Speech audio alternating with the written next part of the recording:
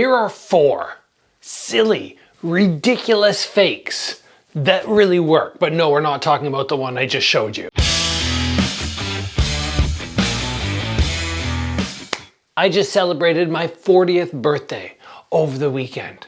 I know many people are always shocked to be like, Gabriel, you're 40 and you're still a pro fighter? Yeah, I guess that's a little bit later in most people's lives. Being a pro fighter now, since I think I was 26, that's a long time. It's a long time to be in one career that requires so much of your body. But I'm feeling great, feeling healthy, and what else can you ask for? As a thank you to everybody on the channel, I'm doing 40% off my Strike Ready courses. We've got the offense, the defense, and the takedowns, all of which I have designed personally for anybody who is a beginner, intermediate, or even those guys who have stepped into the ring and had 10, 15 fights. There are still loads and loads of information and kind of my secrets which help me win glory belts, Bellator belts that are gonna help you so much. So head over there and take advantage of this big savings before it's gone. I think we have 3, maybe 4 days left until we're back to regular prices. Now, when you're sparring and you're taking things very seriously, you're prepping for fights, the rounds are a little bit more intense, you generally don't goof around much. But when you lighten the pace, you chill out a little bit more, you tend to have more fun, and you experiment with silly things, which you might not actually do in a fight, but do kind of work. And we're gonna touch on 4 of those today. 4 things that when I'm in play sparring, I'm just goofing around, things that I've found time and time again that allow me to land. And if you're somebody who's clear-headed enough when you fight, you could even bring this in to an actual ring situation. The first one is exploiting the body a few times initially. I like to do it off a left hook, so I'll come down to the body, maybe off a combo, come down to the body, and then what I'm gonna do is drop my head level. I drop my head level and I sort of load up this arm a little bit. People think, okay, I'm definitely coming to the body, and all I end up doing is, that's it. And it lands so frequently. Again, I just kind of drop a little bit of a load up and then I just unwind and keep my head level down. I'm gonna show you guys at a little faster pace here.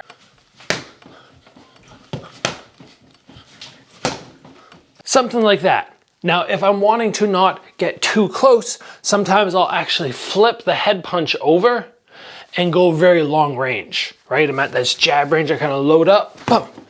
I can keep my head way down, and I can even go off the center line if I want. Boom.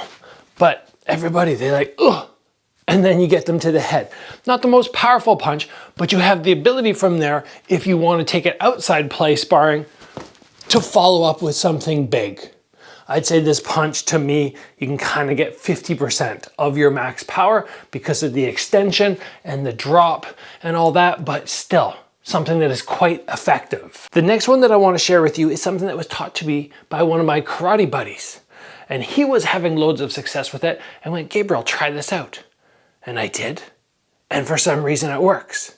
We're talking about a spinning side kick or a spinning back kick. Same thing, terminology wise.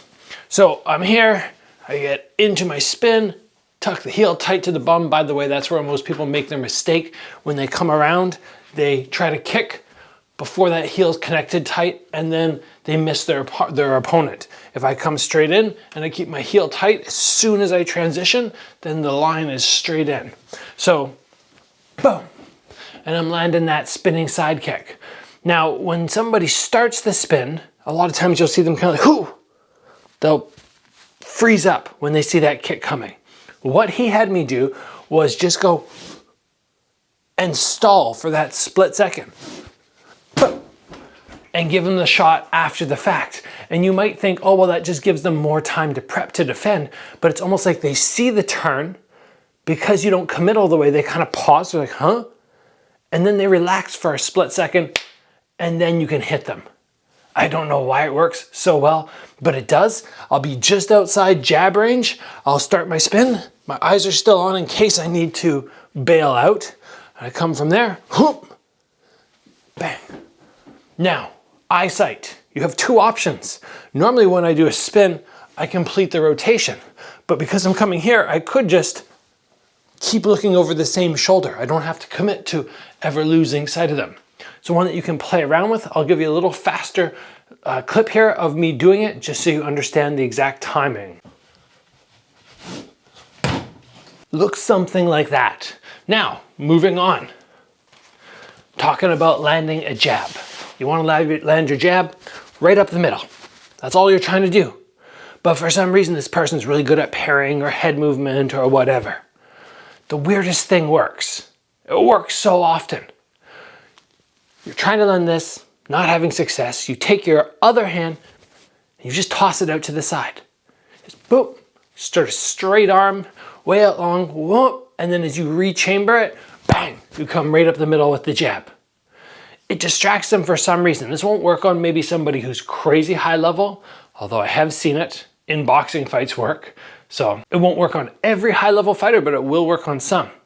But when you toss out to the side, you're just gonna get this person, they shouldn't do it, but it does happen where they actually look, right? Their eyes shift. They should be taking in with the peripherals. Oh, this guy did something that's inconsequential. But instead the eyes follow. And that's when they lose sight of the jab. So I'm just standing here, I just toss it out, whoop, bang.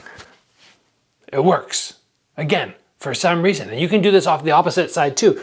You could be here, playing around, toss this out, and then come with the cross.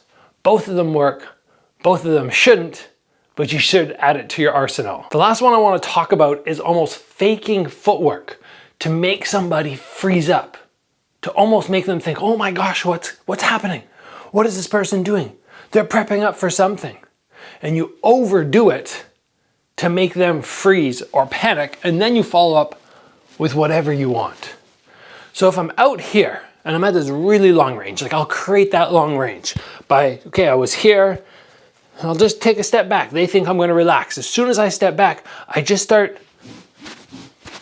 taking these little fast shuffly steps. Not the traditional way where you just kind of move forward proper, but I actually almost like shuffle or slide my feet. I lower my base a little bit, sort of put my hands out the middle, and I just almost charge at them in this very unorthodox way. Again, I back up and you just move forward, and people just end up panic freezing. And then from there, you can choose what's going to be your next shot. And a lot of times, because they've stiffened up, they don't get a good block. Once again, it shouldn't work, but for some reason it does. You don't look the coolest when you do it, but it's very amusing to see this person not know what to do, just kind of freeze, and then you have your pick of techniques to follow up with. Generally, they don't expose themselves entirely. They don't go like, blah. They just kind of and freeze. But it's so much easier when somebody freezes, because then they're not dynamic off catching or footwork. They're just more of a punching bag for you to work off. So there are 4 silly things that you can do in your next sparring session, which will probably get you to land a shot. Do they work every time, all the time? No. But yes, absolutely, they will land for you a decent amount. And when you get good at them, then you can start following up with other techniques, and then this really starts becoming dangerous, right?